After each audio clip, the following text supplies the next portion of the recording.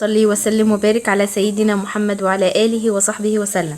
صباح التفاؤل، صباح السعادة، صباح كل حاجة جميلة في حياتكم. النهاردة ان شاء الله هنعمل روتين عميق كده مع بعض.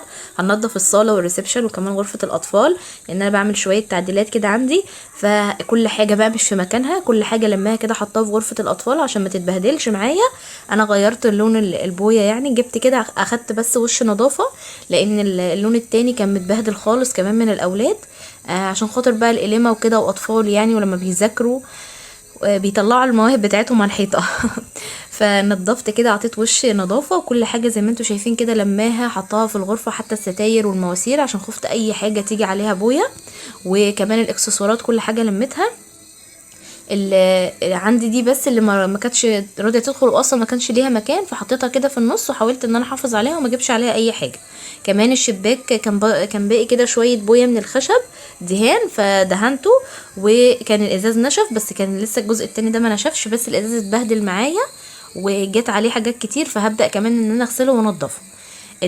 انا فصلت الصاله عن الريسبشن عشان خاطر لما يكون في ضيافه يعني وكده، نساء ورجال، كل بنبقى قاعدين منفصلين وكده، وكمان ما نبقاش مكشوفين. فعملت الجزء اللي فوق بس كده في فراغ عشان خاطر يبقى فيه تهويه للمكان وكمان اضاءه، لان الصاله شويه ما فيهاش شباك ولا حاجه غير الريسبشن يعني.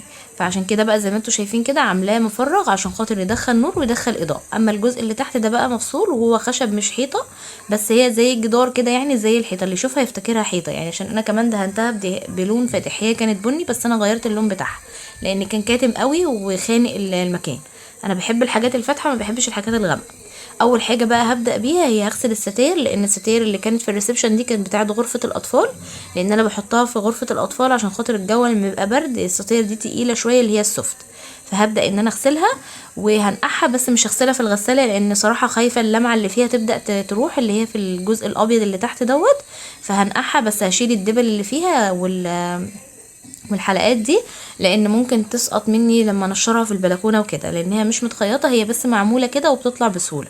لكن التانية ديت ما بتطلعش، بتبقى مدبوسه جبس، فمش بتطلع خالص. فهغسلها عادي بيها، بس بعد ما اغسلها كذا مره لان هي متبهدله جامد، هبدا ان انا احطها بس في الغساله اعصرها عشان تلحق تنشف معايا، وابدا احطها على طول في نفس اليوم يعني. طبعا البانيو عندي نظيف جدا ومغسول كويس. هبدا بقى ان انا املاه ميه، وهحط فيه بقى، حطيت اوكسي اللي هو البودر، وهبدا ان انا بقى املاه كده لحد ما يبقى نصه عشان خاطر الستاير اللي هتتحط فيه. انا مش هغسل الستاير كلها في البانيو، وفي ستاير عادي اغسلها في الغساله، وفي ستاير اغسلها هنا في البانيو. فهنقعها بقى كده وهغسلها كذا مره لان هي مليانه تراب.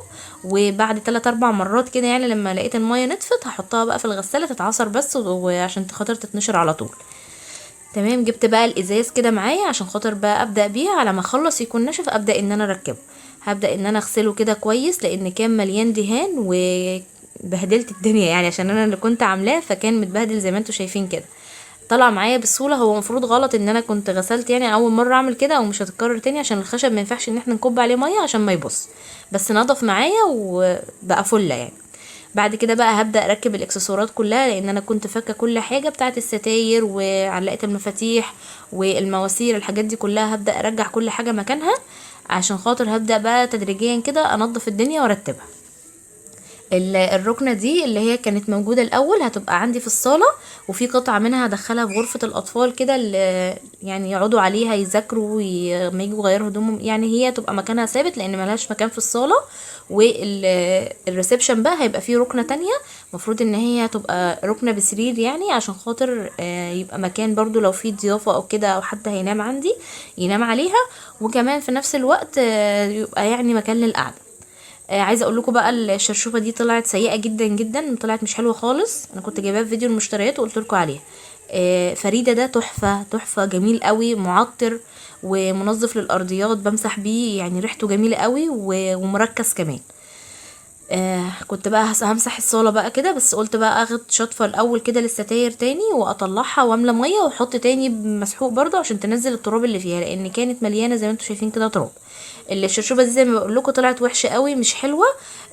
بعد استخدام مرتين تلاتة اتفكت وكل الحاجات وقعت، ومعرفتش ان انا ارجعها تاني زي الاول، لان هي عباره عن كبسوله كده من جوه بتبقى لما كل حاجه، ومع المسح الكتير والضغط اتفكت خالص كلها وقعت.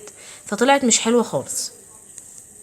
حطيت بقى الستاير في الغساله تتعصر على مبدا ان انا انشف الصاله.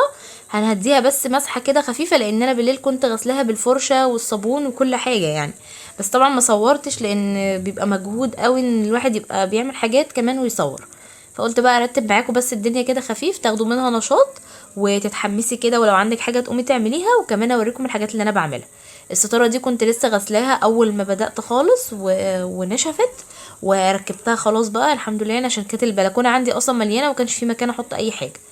الركنه جت عندي تحت البار، الجزء اللي هو جنب الباب على طول، والسفره حطيتها كده الناحيه التانية ساندة على الجدار يعني، وجنبها كده الجزامه. والبرواز ده كان عندي في غرفه النوم، طلعته وحطيته في الصاله يعني كتغيير كده، ودخلت التاني مكان. بس كده بقى الريسبشن كنت مفضياه، همسحه بس كده وافرش فيه سجاده خفيفه لحد بقى ما احط بقى فيه الركنه التانية ان شاء الله. والستاير كمان هعلقها. الستاره اللي كانت موجوده عندي زي ما قلت لكم قبل كده ما كانتش ينفع ان انا احطها، لان هي كمان كانت مقطوعه، وكنت عامله لها خياطه وكده وشكلها ما نفعش.